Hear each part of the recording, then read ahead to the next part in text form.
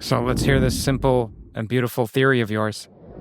So I'm going to propose where do we want to look for the unification, in what realm of nature? And my answer would be paradoxical: nowhere at no time. And let me explain why. And my point of departure is a problem that many physicists dismiss. They think that it's not a physical problem. It's not interesting. They relegate it to philosophy. And I think that this is one of the basic questions of physics. And this is, I want to say something about time. Uh-huh.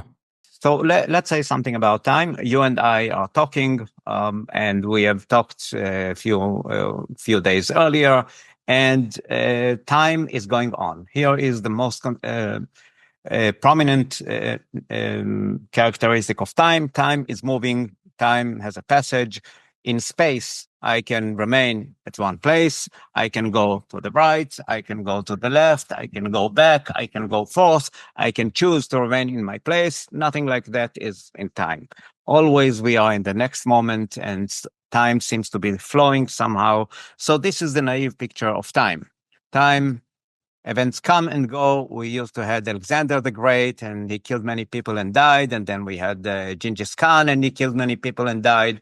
And then we had Napoleon, who killed many people and died. And who knows who is going to be the next moron to make another war in the world. But events become, events appear and go. Now we are in the present. We don't know what's going to happen tomorrow, but tomorrow will become the now, and then it will become past, and so on. That's the naive view. And the majority of physicists, nearly all of them, especially if they are doing relativity, special and general relativity, will tell you that this is absolute nonsense. Time cannot move. Time cannot pass, even at the level of logic. In order for something to move, move means being in one place at one time and another place at another time. So how can time, which is the parameter of all motions, move itself? It won't help you if you say that we move in time, because then you are specializing time. You make time the dimension on which you move, but then you may need the higher time parameter, and so on and so on. So actually, what physics tells you is the following: think about time as space. If I'm now in Israel, it would be silly of me to claim that Japan does not exist, or Tierra del Fuego, or whatever, or Andromeda, or other places in the universe. They are not accessible to me, but they all have the same degree of reality. All the universe, all the places in the universe, very far, very near, have the same degree of reality. And I have access only to this surrounding. The same goes with time. All these events, past, present, and future, in the four-dimensional universe, all of them exist together at the same degree of reality. So how should you and I think about ourselves, for example? So it's not one Avshalom and one Curt who are talking with one another, asking questions and answering. We should think about ourselves as four-dimensional world lines from birth to death, and the world lines just curve according to our travels and motions, and so on. And actually, each of us is a zillion of persons, zillions of Curts, zillions of Avshaloms, each of them uttering a single syllable, or experiencing a single syllable. Now, as silly as it is, this is not philosophy. This is actually the very idea of special and then later general relativity. Let me show how. Think about, this is the paradox that physics teachers love to show at class, the barn and the pole. Here I'm using a spacecraft and a tunnel. So I have a spacecraft and a tunnel at the same length, which I use, I don't know, for washing spacecrafts, and then a spacecraft at the velocity near to the velocity of light goes through this tunnel. So it undergoes Lorentz Fitzgerald contraction, such that I can close the two doors of the tunnel for a brief moment while the whole spacecraft is within, because the spacecraft is contracted, and it is much shorter due to its motion, due to its relativistic motion. Okay, but now this is relativity. And when I look at this from the viewpoint of the spacecraft, what I see is the spacecraft is at rest and it is the tunnel which is at motion. So it is the tunnel which undergoes contraction. This way, there is no way in which the two doors of the tunnel, the front and the rear, could close because they'll break. The spacecraft is longer than the tunnel. Now, here, look, there seems to be a problem because in relativity, we have here inertial motions, and they are all equivalent, but they contradict one another. And they obviously the two ways look incompatible. They are not incompatible if you understand that the idea of simultaneity becomes relative in relativity theory.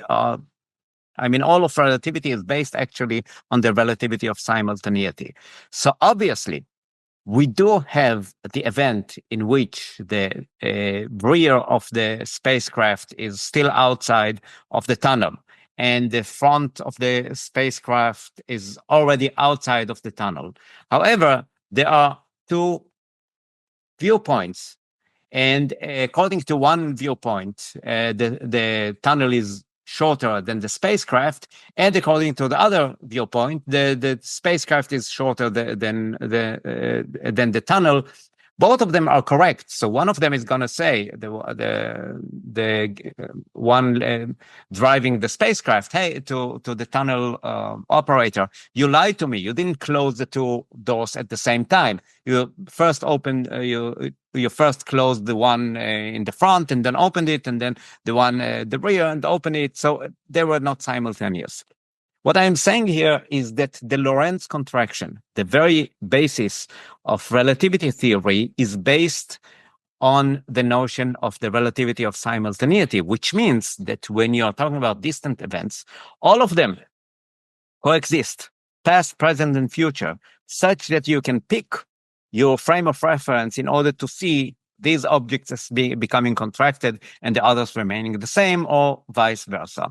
So do we understand that for relativity theory, the passage of time is something that should be abolished from physics, just like an illusion?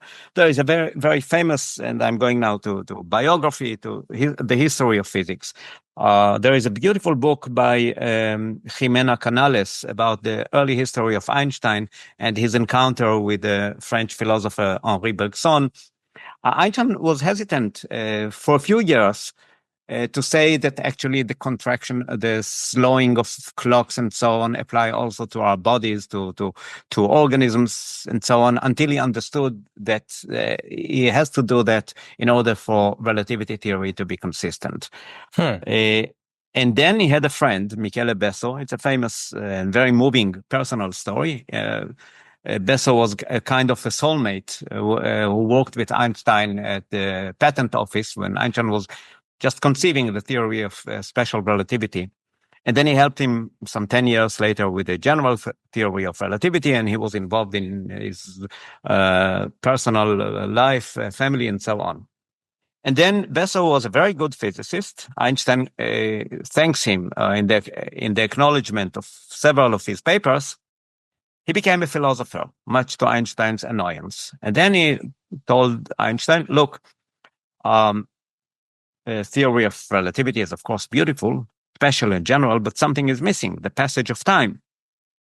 And Einstein told him there is no passage of time. It's only an illusion. And they were writing letters to one another. And Einstein told him, you have to understand that this is only an illusion. And then a few years passed. Sorry, I should say that it looked like a few years had passed because Einstein didn't believe. Right. And something happened that actually makes you really understand that, well, you know, time is passing. He got a letter from Michele's son, my father is no more. Einstein had 4 weeks to live. He died shortly after that. And the condolence letter, which he wrote to Besso's son, is very famous. Michele has preceded me a little in leaving this strange world. This is not important. For us, dedicated physicists, the distinction between past, present, and future is an illusion, however persistent. Don't cry, son. Your father is not dead. He is alive. It just, in the past, So the young Besso, the boy Besso, the baby Besso, all of them are still there. They're just not accessible to this part of, say, Einstein's worldview is longer, 4 weeks, 1 month than that of Besso. But, the interactions between them keep going on. Right. I think it's ridiculous with all respect. But okay, there is no way to disprove it. And you can see that relativity theory rests on it. Just a moment. What is ridiculous? Curt, you don't know what you're going to do tomorrow, right? With your wash dish or whatever. Now, this guy tells you that it's already there. Whatever you decide, I'm sharing with our viewers that you got a new dishwasher. So what are you going to do with your dishwasher tomorrow? Are you going to be happy with it or not? Are you going to smash it because it will annoy you? Or I don't know what. You have not decided yet. Now, this guy, Einstein, tells you that the future Curt is already there. I wouldn't say already, but he has the same degree of reality as the present Curt and the past Curt. Are you okay with that? Doesn't that strike you as silly? Just for some context, the dishwasher here broke. We're renting this place, so the landlord had to replace it. And in case you're familiar with the backdrop, you'll notice there's a hole where the dishwasher should be. But anyhow, what you're objecting to is that the choice is removed, free will is removed, our Everything, experience is removed, or what? Just whatever you think, you can't change your past, right? You can't affect your past. It's done. But you believe that you can change your future. And this guy tells you that you can't. You can pretend, you can believe in that, but actually the future is just as real as San Francisco. You're not in San Francisco now, or Calcutta, or wherever. They are real. They are not accessible to you, but they are just as real as the place where you are in now. So all times are just as real. So think about that all our lives, past, present, future, the whole history of the universe is there, just like single frames in a movie. And just for some reason, has to do with the second law of thermodynamics, we can talk about that. We have zillions of selves, zillions of Curts, Avshaloms, and each of them resides in their own moment. Each of them has the memories of the previous ones. So each of them, he believes that he is the one. Okay, I believe that I am the Avshalom that woke up this morning, but he's still there waking up, and so on. What I'm saying is what is actually derived rigorously from special relativity. I've shown it with the Lorentz contraction. You won't have Lorentz contraction if you believe that there is some absolute simultaneity. Simultaneity is relative, which means that you need to have many times, if you have events past, present, future, in order to pick the pair of events which make things shorter or shorter or not. Okay? Right. Now, Einstein himself was not very happy with that. He told Carnap that the fact that the motion of the now has no place in physics, he considered it as a matter of painful but inevitable resignation. That means that he was not happy with it. And many physicists say, okay, he was not happy. I'm happy with it. I still think that there is something very mysterious. And few people have this opinion. I believe Roger Penrose has entertained a similar idea. Paul Davies, many years ago, wrote a book in which he entertained this idea also. Then later he said, no, I can live with that. But there is something very strange, believing that, all our life, past and future, are just there to the same degree. Am I the only one who feels this is uncomfortable? Are you okay with that, Curt? We can make this dialogue more personal. Do you see that there is a problem here? I see there's a problem with our experience of the flow and that we have a special moment called the now. So not only do we have a flow of time, which this contradicts, but there's a now that's distinguished. And that is to set aside all the issues with free will or choice. There is something unique about this moment. It's already gone. next moment, and next moment. There is something fleeting, but always there is a moment which for us is special, is unique. Just like and we believe that there is something to it, and physics tells us no, all of them have the same degree of reality, and your belief that you are not the same Curt as the Curt who just brought the dishwasher or was frustrated for not having a dishwasher. And the future ones have the same degree of reality. You can see that Einstein was not happy with that. New update. Started a Substack. Writings on there are currently about language and ill-defined concepts, as well as some other mathematical details. Much more being written there. This is content that isn't anywhere else. It's not on Theories of Everything. It's not on Patreon. Also, full transcripts will be placed there at some point in the future. Several people ask me, hey Curt, you've spoken to so many people in the fields of theoretical physics, philosophy, and consciousness. What are your thoughts? While I remain impartial in interviews, this Substack is a way to peer into my present deliberations on these topics. Also, thank you to our partner, The Economist.